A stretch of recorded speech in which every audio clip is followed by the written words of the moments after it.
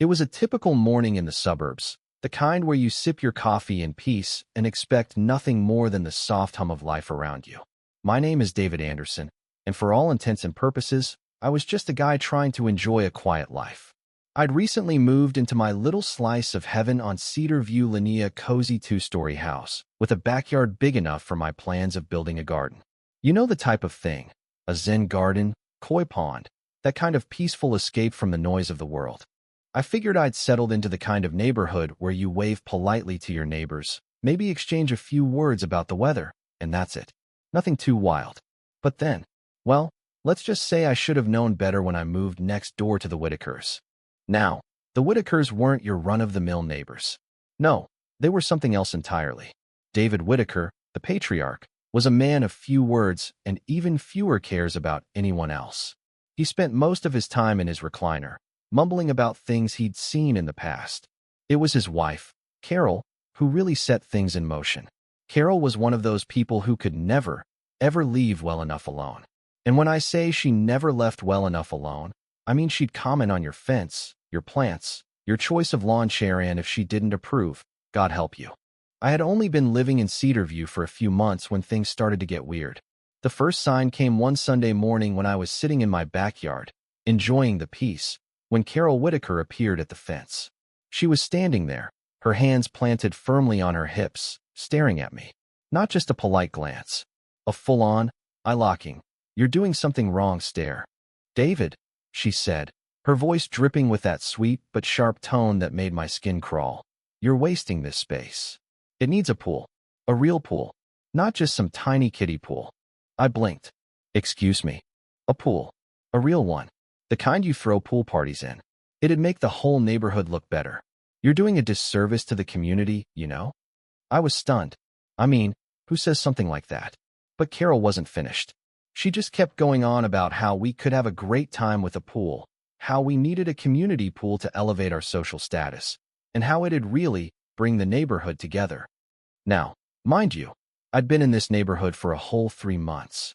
I was barely starting to unpack, and Carol was already telling me how to live my life. But it didn't stop there. The next day, her son Brandon, a 20-year-old whose fashion sense could only be described as disaster chic, came over to borrow my hose. And when I say borrow, I mean he dragged it into his yard and left it tangled up in my prize-winning flower bed. No apology. Just a half-hearted "oops, my bad," as he walked away, his loud, preppy attitude trailing behind him. I let it slide. At first. But then, a few days later, Brandon came back. This time, he wasn't just borrowing the hose. He had a full-on plan. "You should really consider it, Mr. Anderson," he said, leaning on the fence with a popsicle in hand. "A pool. It'd be epic." "Brandon, I'm not putting in a pool," I replied, trying to keep the frustration out of my voice. "But it'd be awesome," he said, his eyes wide with what I can only describe as entitlement. "We could throw parties, you know? It'd be a blast." I couldn't believe it. A kid who had no respect for my property or my time was trying to tell me what to do with my backyard. I told him again that it wasn't going to happen, and he just shrugged. That was the moment I knew things were about to get worse. Way worse. Over the next few weeks, it escalated. Carol would pop over at the most random times, making unsolicited comments about my lawn, my poor choice of shrubs, and of-course me lack of a pool. Then one day, things got real serious. Brandon came storming over again, this time with a folder full of what looked like plans. He barged into my house uninvited, and before I could even ask what he was doing, he flopped the folder open and slammed it down in front of me. "Okay, Mr. Anderson," he said, "this is happening. You're building the pool. We're starting this week." I stood there, completely speechless. I wasn't sure whether to laugh or scream, but I kept my cool. "Brandon, I'm not building a pool. Not for you. Not for anyone. Not ever." He just stared at me, unblinking, like I was the one who was out of line. "It's really selfish of you, you know? You've got all this space, and you're wasting it," he said, his voice dripping with that same entitlement. At that point, my patience snapped. "You think I'm being selfish for not turning my backyard into your personal playground?" I asked, my voice low but firm. And that's when he dropped the bomb. "Well, it's just. I mean, people like you should be more accommodating. You're lucky to even live here. You could do this for the community, Mr. Anderson." I felt a rush of heat flood my chest.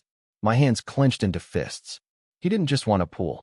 He was trying to guilt me into it, like I owed him something, like my house was some sort of shared resource.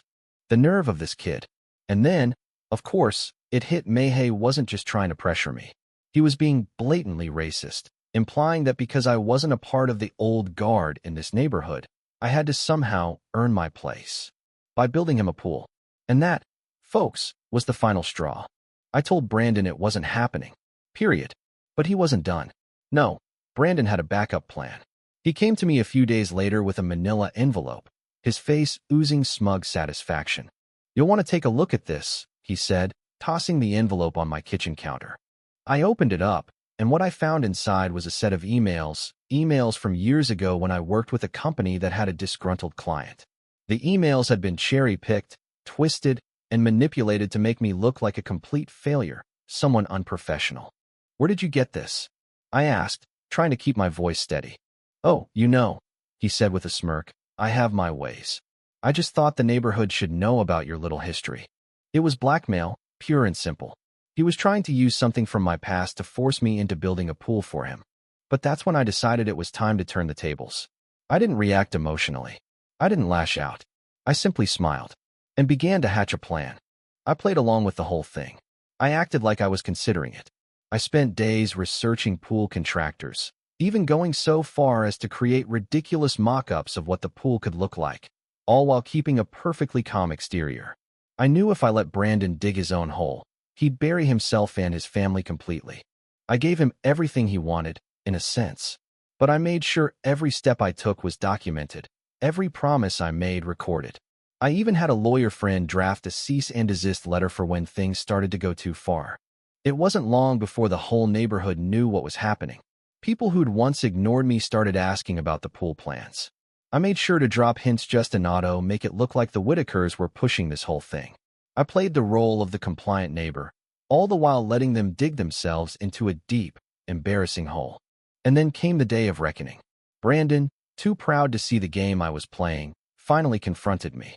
His mother, Carol, was there too, making her usual demands. But this time, the whole neighborhood was watching. Mrs. Henderson, the quiet neighbor, even stopped by to get a good look at the spectacle. The tension was palpable. Finally, I looked at Carol, then Brandon, and said, "I'm not building your pool. Not now, not ever. And as for your blackmail, well, let's just say I've got everything documented. Every word you've said, every threat."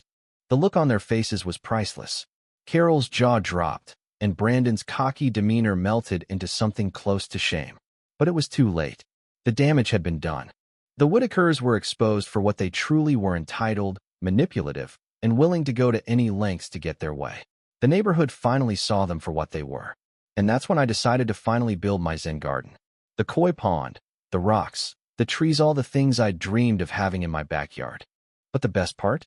The best part was the tall, solid fence I built between our properties, blocking their view of my sanctuary. Every day they looked at it: no pool, no parties, just a peaceful, private retreat. And me? I finally had the peace I'd been looking for. What do you think? Should I have just told them to get lost from the start? Or did I play the long game right? Let me know in the comments below. I'd love to hear your thoughts on what you'd do if you were in my shoes. And if you think someone in your neighborhood is pushing too far, don't let them get away with it.